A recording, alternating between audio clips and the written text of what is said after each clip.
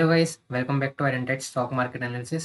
दोस्तों, कल सुबह उठकर आप देखो कि क्रूड $120 तक पहुंच जाए और निफ्टी एक ही दिन में 500 से 600 पॉइंट गिर जाए तो क्या होगा। सुनने में एक्सट्रीम लगता है, लेकिन अगर यूएस और ईरान की वॉर ज़्यादा एस्केलेट होती है तो सिनेरियो बिल्कुल पॉसिबल है। इसका सबसे बड़ा रीज़न है एक छोटा सा सी रूट, स्ट्रेट ऑफ हॉर्मोज। ये दुनिया का सबसे इंपॉर्टेंट ऑयल चोक पॉइंट है। अगर ये ब्लॉक हो गया तो ग्लोबल इकोनॉमी हिल सकती है। और ईरान ने इसे ब्लॉक किया है या नहीं, ये अभी तक कंफर्म नहीं है। हालांकि यूएस ने ईरान के कई गार्ड शिप्स को टारगेट किया है स्ट्रेट ऑफ हॉर्मोज में। आज के वीडियो में हम समझेंगे यूएस ईरान के कॉन्फ्लिक्ट का मार्केट पे और कितना इम्पैक्ट पड़ सकता है, स्ट्रेट ऑफ हॉर्मोज क्यों इतना इंपॉर्टेंट है, क्या निफ्टी और गिर सकता है, और सबसे इंपॉर्टेंट कौन से इंडियन स्टॉक्स बेनिफिट कर सकते हैं। तो वीडियो एंड तक जरूर दिखेगा, आपको एक क्लैरिटी मिल जाएगी कि आगे क्या कर सकते हैं। सबसे पहले समझते हैं कि ग्लोबल सिचुएशन क्या चल रही है। यूएस और ईरान के रिलेशन हिस्टोरिकली काफ़ी टेंस रहे हैं, लेकिन रिसेंटली टेंशन काफ़ी ज़्यादा बढ़ गए। मिलिट्री कन्फ्रंटेशन, सैंक्शन और ऑयल सप्लाई डिस्ट्रप्शंस। जब भी मिडिल ईस्ट में कॉन्फ्लिक्ट होता है तो ग्लोबल मार्केट इमीडिएटली रिएक्ट करते हैं, क्योंकि मिडिल ईस्ट प्रोड्यूस करता है वर्ल्ड का ऑलमोस्ट 30% क्रूड ऑयल। और अगर सप्लाई डिस्टर्ब होती है तो ऑयल प्राइसेस स्पाइक करते हैं। और जैसा कि आप देख सकते हो, ऑयल प्राइसेस 40% तक बढ़ चुकी है, 65 से सीधा 90। इसका इम्पैक्ट सिर्फ ऑयल कंपनीज तक लिमिटेड नहीं है, ये इम्पैक्ट करता है इन्फ्लेशन, इंटरेस्ट रेट, करेंसी और स्टॉक मार्केट। और इसी की वजह से अभी ग्लोबल इन्वेस्टर काफ़ी कॉशियस हो गए। अब बात करते हैं स्ट्रेट ऑफ हॉर्मूज की। एक नैरो सी पैसेज है जो कनेक्ट करता है पर्शियन गल्फ को अरेबियन सी से, और ये रूट यूज होता है ऑयल एक्सपोर्ट के लिए। यहाँ से डेली ऑयल के 20 मिलियन बैरल पास होते हैं, मतलब दुनिया के टोटल ऑयल ट्रेड का ऑलमोस्ट 20%। कंट्रीज जो यहाँ से ऑयल एक्सपोर्ट करती है वो है Saudi Arabia, UAE, Kuwait, Iraq और ईरान। और अगर ईरान इस रूट को ब्लॉक करने की कोशिश करता है तो दुनिया की ऑयल सप्लाई इंस्टेंटली इम्पैक्ट होती है। अब सवाल आता है, ऑयल प्राइसेस राइज होने से मार्केट क्यों गिर रहा है। इसका एक सिंपल लॉजिक है। इंडिया एक नेट ऑयल इंपोर्टर है। इंडिया अपना ऑलमोस्ट 85% क्रूड ऑयल इंपोर्ट करता है।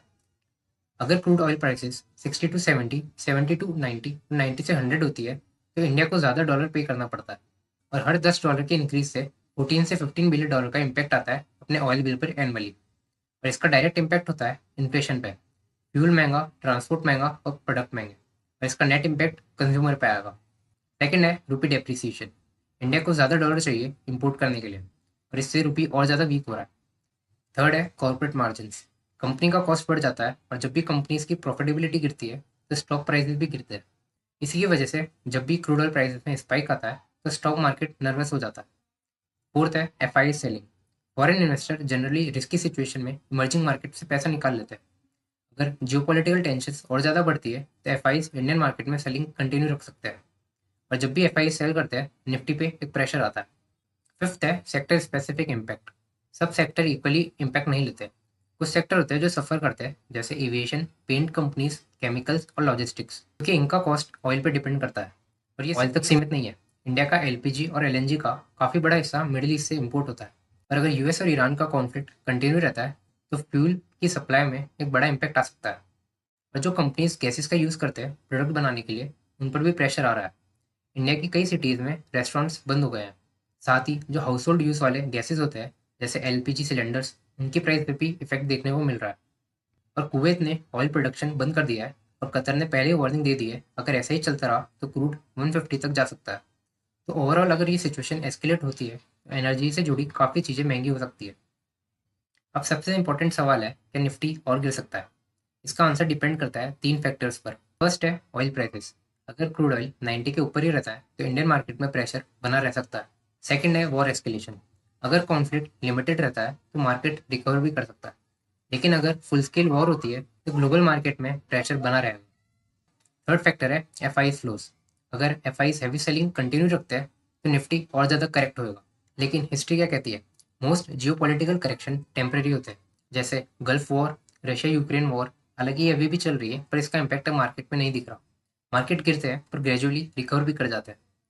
स्टॉक मार्केट में एक रूल होता है, एवरी क्राइसिस क्रिएट्स अपॉर्चुनिटी। जब ऑयल प्राइसेस राइज करते हैं तो कुछ सेक्टर बेनिफिट करते हैं। अब देखते हैं कि कौन से इंडियन स्टॉक्स बेनिफिट कर रहे हैं। सबसे पहला सेक्टर है ऑयल एक्सप्लोरेशन कंपनीज। जब भी क्रूड ऑयल प्राइसेस बढ़ते हैं तो इन कंपनीज का प्रॉफिट इंक्रीज हो जाता है। एग्जाम्पल है ओएनजीसी और ऑयल इंडिया लिमिटेड। ये कंपनीज ऑयल प्रोड्यूस करती है।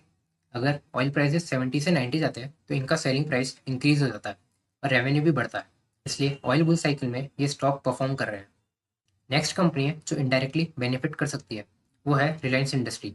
रिलायंस का वर्ल्ड क्लास रिफाइनिंग बिजनेस है। अगर क्रूड ऑयल वॉलिटिलिटी बढ़ती है तो रिफाइनिंग मार्जिन इंप्रूव हो सकता है, इसीलिए ऑयल साइकिल में रिलायंस का परफॉर्मेंस स्ट्रांग हो सकता है। और अगर जियोपॉलिटिकल टेंशंस और ज़्यादा बढ़ते हैं तो शिपिंग डिमांड इंक्रीज होती है।